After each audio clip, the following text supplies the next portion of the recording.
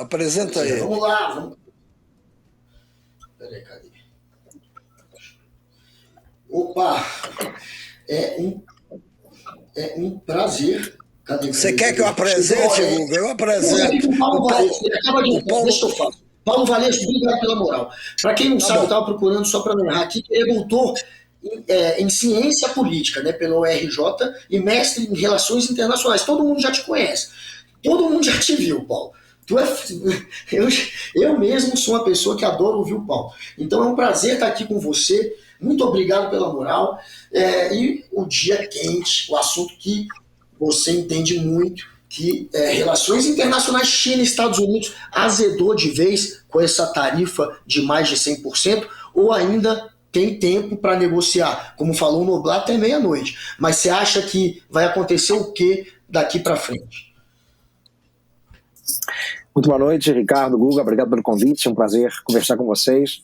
Em primeiro lugar, a gente tem que Trump, né, é um personagem que tem uma visão muito primitiva das relações internacionais, né? Ele, em poucos meses de governo, em 2 meses e meio, né, ele adotou um conjunto amplo de medidas, né, que vão na contramão, né, das tradições liberais, né, que foram consolidadas desde o fim da Segunda Guerra Mundial, né, e que pautaram, em grande medida, né, o seu próprio partido, o Partido Republicano, a defesa do livre comércio, das organizações internacionais, do multilateralismo, né? O Trump vai na contramão disso tudo, né? Então ele rejeita as organizações internacionais, ele rejeita o multilateralismo, né? E no âmbito do comércio ele parte, de fato, né, por um conjunto de medidas amplamente protecionistas, né, que criam, né, um cenário de incerteza global, algo que não afeta apenas, né, os interesses de um conjunto pequeno de países, né, ou os interesses dos próprios Estados Unidos, né, mas é algo que coloca em xeque, né, todo o equilíbrio, né, da economia internacional.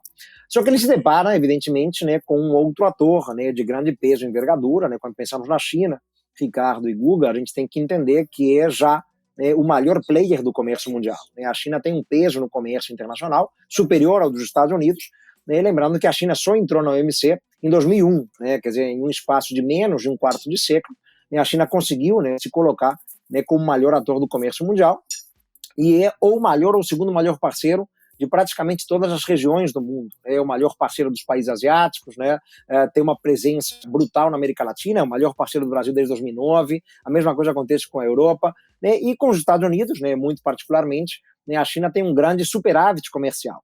E é isso que, claro, né, deixa o Trump, que tem essa visão míope, né, do comércio mundial e das relações internacionais, né, deixa o Trump, né, furioso, podemos dizer, né, já no seu primeiro mandato, ele falava o tempo todo de China, China, China, né, e já naquele momento, né, ele protagonizou uma guerra comercial com a China, mas nada que se compare ao que vemos agora, né? Como a gente sabe, o Trump, né, não pôde concorrer a um segundo mandato, né, não tem que temperar as medidas, ele pôde pisar mais fundo no acelerador, né, do que na sua primeira gestão, e é isso que ele está fazendo, né? Como o Ricardo comentou, né, ele é um comerciante, ele meio que está pagando para ver, né, ele está apostando para ver no que isso vai dar, né, mas pode se reverter em prejuízos muito contundentes para a economia norte-americana, né, e a China, né, me permita um palpite, né, a China não é o tipo de ator que vai se curvar às pressões norte-americanas, né, diferentemente de outros, né, que já cederam, né, dificilmente a China, com o peso que ela tem na economia mundial e com a capacidade de diversificação de parcerias que ela tem, né, dificilmente ela vai ceder, porque seria um sinal político ruim para o mundo, né, e certamente seria um sinal de debilidade do país, em um momento, né, em que o Xi Jinping tenta mostrar força, né? A gente vê um mundo um pouco de cabeça para baixo, né, na medida em que hoje quem defende o livre comércio, quem defende o multilateralismo, né, quem defende as organizações internacionais é a China, né, que, como a gente sabe, né, está sob comando de um partido único, de um partido comunista, né, então parece ser um mundo um pouco de cabeça para baixo, né? Eu acho que a China tende a tensionar essa corda, não deve ceder, deve responder também, né, com mais tarifas, e isso, claro, né, cria um embate, né, e um cenário de incerteza que é ruim para todo mundo, né, e que vai respingar em qualquer país. Afinal de contas, Guga e Ricardo, estamos falando das duas maiores economias mundiais. Ora, Paulo, você acha isso surpreendente, como você mesmo admitiu, Era o que se esperava do Trump. O Trump, naquele primeiro mandato, já tinha essa, vamos dizer, ideia fixa de começar essa guerra. Por que é que o mundo está tão espantado? Ninguém acreditou que ele faria isso. Todo mundo estava esperando um estelionato eleitoral, como aqui pelo menos a gente chama, que é aquela coisa de você prometer uma coisa durante a campanha e depois que você assume, se elege e assume, você faz outra diferente. Era isso, quer dizer, ou estava evidente que o Trump faria o que está fazendo? Não surpreende o protecionismo, Ricardo, né? Eu concordo contigo plenamente, né? Acho que ele já tinha antecipado durante a campanha, né, exatamente o conjunto de medidas que ele levaria a cabo, né? E ele está indo nessa linha, né, numa linha protecionista, né, que já era, né, previsível, já era antecipada, já tinha feito isso no seu primeiro mandato, entre 2017 e 2021, né? O que talvez surpreenda um pouco é a medida desse protecionismo, é o alcance, né? É a ousadia que ele está revelando, quer dizer, não é apenas a aplicação de tarifas, como aplicou, né, muito largamente também na sua primeira gestão à frente da Casa Branca, né, mas a envergadura, o alcance, né, talvez, né, isso seja algo que surpreenda, sim, né, nem os mais pessimistas talvez acreditassem, né, que ele ia de fato, né, dobrar a aposta como fez hoje, né, com esse anúncio, né, de mais 50% sobre a China.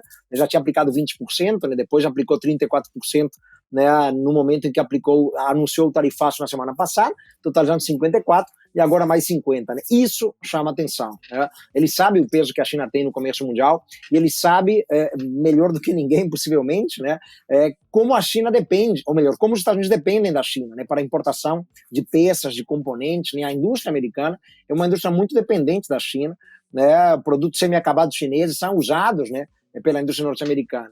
E é muito difícil, né, a gente sempre tem que considerar, né, que é muito difícil um país, da noite para o dia, de uma hora para outra, né, a curto prazo, conseguir substituir, né, os produtos importados. Né? Por mais que haja incentivos da indústria americana, por mais que os Estados Unidos busquem passar a produzir aquilo internamente, isso não acontece, né, num prazo muito curto de tempo. Então, né, até de fato a indústria americana conseguir produzir esses produtos, né, semi-acabados, semi-elaborados, né, essas peças e componentes usadas na indústria do país, né, isso vai criar um cenário de incerteza, isso vai encarecer a produção nos Estados Unidos, né, porque os produtos que entram vão entrar mais caros com esse tarifaço, né, isso pode pressionar a inflação nos Estados Unidos, né, e na área de desconcerto, né, elevação da taxa de juros, né, no país, o Fed, né, isso vai provocar fuga de dólares em direção ao mercado americano, né, isso pode levar a uma pressão, né, sobre o dólar no Brasil e mercados emergentes, enfim, né, ele está criando um cenário de bagunça que vai afetar certamente a economia do país. Então, não surpreende o protecionismo, Ricardo, né, mas também talvez surpreenda assim o alcance, né, a profundidade, né, a medida que ele está usando nesse protecionismo, né, isso sim talvez vá além daquilo que poderíamos imaginar. Né, em várias previsões que já fazíamos no ano passado, não conseguíamos chegar, por exemplo, a 104% contra a China. Né? Nenhuma previsão apontava para isso. E os Estados Unidos, a reação dos próprios americanos, né? 3 meses de governo e já tem manifestação gigantesca, com 40 mil pessoas, maior do que a do Bolsonaro, lá em Boston e em outras cidades dos Estados Unidos. Então está tendo uma reação e a previsão é que o café, por exemplo, vai saltar de 14 dólares para 20 agora. Máquina de lavar de $1.000 para 1.350, tudo vai aumentar. O Apple e as Big Techs derretendo, as 7 grandes empresas americanas todas perdendo muito valor de mercado. Isso não vai gerar uma situação insustentável domesticamente mesmo, lá nos Estados Unidos, para o Trump? Ele não está criando uma tempestade, aquela tempestade perfeita para depois ele ser a vítima dessa tempestade? Está criando sim, né? Não podemos esquecer, Guga, que em parte, né, o que levou à vitória do Trump no ano passado foi a crise inflacionária nos Estados Unidos. Né? O governo Biden, especialmente ali nos seus 2 primeiros anos, ele enfrentou, né, uma crise inflacionária, um surto inflacionário no país, né, que depois, no último ano, ele conseguiu de alguma maneira controlar, mas já era tarde. Né? A impressão dos americanos era que a vida tinha ficado muito mais cara, né, e o Trump usou isso muito na campanha. Né? Vocês estavam melhor, né, comigo, né, ou agora com o Biden? Né? E, evidentemente, o americano médio não tinha dúvida em responder, né, que estavam melhor, né, à época do Trump. Né? Exatamente por conta dessa questão da inflação, E mesmo depois que a inflação ficou sob controle, né, os preços ainda estavam altos, né, porque há uma diferença entre inflação, né, nas medidas oficiais e a carestia, né? Então, continuava havendo uma carestia muito elevada, né? Os custos muito elevados, né? No dia a dia do Estado americano mesmo, né? Já a inflação mais sob controle em 2024, né?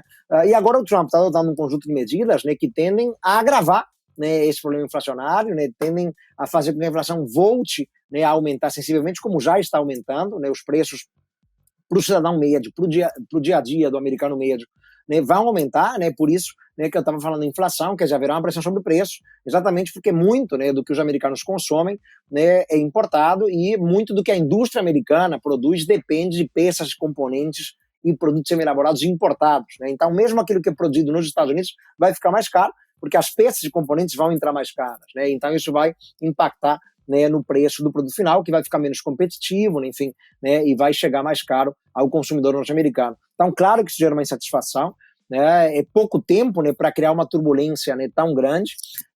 As grandes fortunas, né, os bilionários americanos, inclusive o próprio Elon Musk, né, que é sul-africano, né, mas, né, trabalha no governo Trump, né, foi importante, né, para a vitória do Trump, né, o próprio Elon Musk já criticou, né, essas medidas, né, do tarifaço norte-americano, né, e boa parte do Vale do Silício vai no mesmo sentido, né, as grandes empresas americanas, né, os bilionários que apoiaram o Trump no ano passado, né, também entendem que esse não é o melhor caminho, né, porque prevêem perdas, né, não é um acaso que desde, né, o anúncio do tarifaço na semana passada, as bolsas vêm derretendo o mundo afora, né, exatamente por conta da tradicional aversão ao risco, Guga e Ricardo, dos mercados, né. Então o panorama é um panorama de fato desolador, né, nada alvissareiro, onde temos aí, né, um cenário de guerra comercial no horizonte, né, que tende a se ampliar e a alcançar uma dimensão verdadeiramente global. Isso é péssimo para os negócios, né, para as trocas, né, para os investimentos, né, por isso, claro, né, quando pensamos em mercado futuro, quando pensamos em bolsa, né,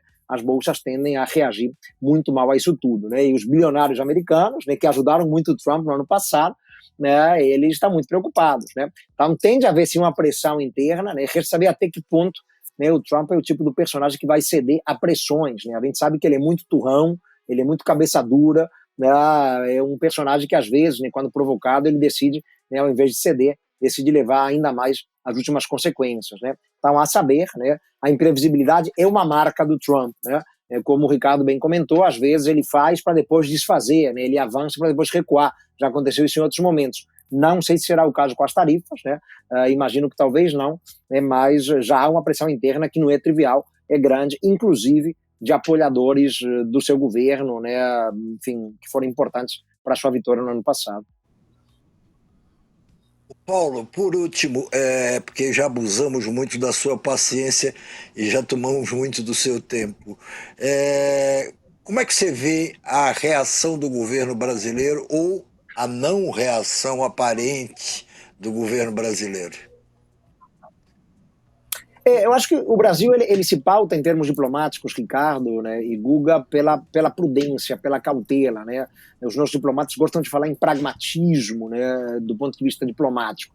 Né, e ser pragmático é justamente evitar agir no calor do momento, de maneira assodada, né, e refletir muito antes de decidir uma estratégia, uma ação ou uma reação, né, como seria o caso agora. Né? Acho que o Brasil está apostando, e tem que fazer isso mesmo, na possibilidade de negociações. Né, já aconteceu isso no primeiro mandato do Trump, temos que lembrar, ele aplicou ali tarifas pesadas também sobre o aço e o alumínio do Brasil, né, a época era governo ainda Michel Temer, e depois o Brasil conseguiu negociar, né, uma alternativa às tarifas, né, conseguiu negociar cotas no lugar das tarifas, né, então houve um êxito diplomático naquele momento, quando o Trump, né, já no seu primeiro governo, né, adotou medidas restritivas às exportações brasileiras, especificamente de aço e de alumínio. Claro que agora, né, é um cenário muito mais crítico, né, são tarifas muito mais amplas, né, que alcançam vários setores, né, o setor de máquinas e equipamentos do Brasil, por exemplo, né, tende a perder competitividade, né, temos que lembrar, Ricardo e Guga, que os Estados Unidos são um mercado muito importante para as manufaturas do Brasil, um grande comprador de produtos manufaturados do Brasil, então, claro, essas tarifas todas, né, tendem a tirar a competitividade desses produtos manufaturados que o Brasil vende. Isso é preocupante, evidentemente, né, porque pode levar a uma pressão ainda maior em termos de primarização e reprimarização da pauta exportadora do Brasil, mas o Brasil ele vai se segurar um pouquinho antes de partir por uma retaliação. Né? Já vimos, inclusive, o parlamento se mexendo, né, para autorizar né, a possibilidade da retaliação brasileira, né, isso é importante em um momento em que a Organização Mundial de Comércio não funciona bem, né, como a gente sabe, o sistema de solução de disputas, de solução de controvérsias da OMC está paralisado já há alguns anos, né, inclusive por causa do Trump ainda no seu primeiro mandato, né, o órgão de apelação, né, desse sistema de solução de disputas está paralisado, então não dá para contar com a OMC, como o Brasil já contou em outros momentos, né, já conseguimos vencer disputas com os Estados Unidos, né, na questão do algodão na OMC, com a União Europeia na questão do açúcar na OMC, coletamos vitórias, né, contra práticas restritivas, discriminatórias, né, contra subsídios da parte de grandes atores no comércio mundial. Hoje não dá para pensar mais na OMC nesse sentido, então tem que haver de fato um amparo legal doméstico para podermos retaliar se for o caso. Então o parlamento já se mexeu, já aprovou, né, essa medida, e se o Brasil de fato entender, né, que o caminho da negociação diplomática se esgotou, né, que há uma postura irredutível do Trump, aí sim o Brasil não duvidará em partir para retaliação, né, no momento que achar mais adequado, e temos como retaliar. Esse é um ponto importante, Ricardo e Guga, diferentemente de outros países, de muitos países mundo afora, que não tem envergadura, não tem calibre para retaliar contra os Estados Unidos, o Brasil tem, né, especialmente se incluirmos na retaliação setores sensíveis para eles, né, como, por exemplo, audiovisuais, propriedade intelectual, né, remédios, né, são setores que a gente sabe que incomodam muito os Estados Unidos e a retaliação poderia surtir efeito nesse sentido. Mas, por enquanto, né, ainda há uma paciência estratégica do Brasil, né, para tentar buscar uma negociação, né, uma solução negociada, mas se isso não surtir efeito, possivelmente não surtirá, aí, né, certamente veremos o Brasil retaliando, como tem que ser feito, como a China já fez, como até a União Europeia, né, vem contemplando fazer. Professor Paulo Velasco, Paulo foi um prazer Velasco, muito muito grande obrigado. recebê-lo. Pelo jeito está com algum delay. Muito obrigado por ter nos concedido essa entrevista e espero que a gente volte a se reencontrar em breve. Muito obrigado, professor. Com certeza, Ricardo, Google, um prazer professor. grande falar com vocês aí no Metrópolis. Fico à disposição, quando precisarem, estamos aí. Um abraço a todos.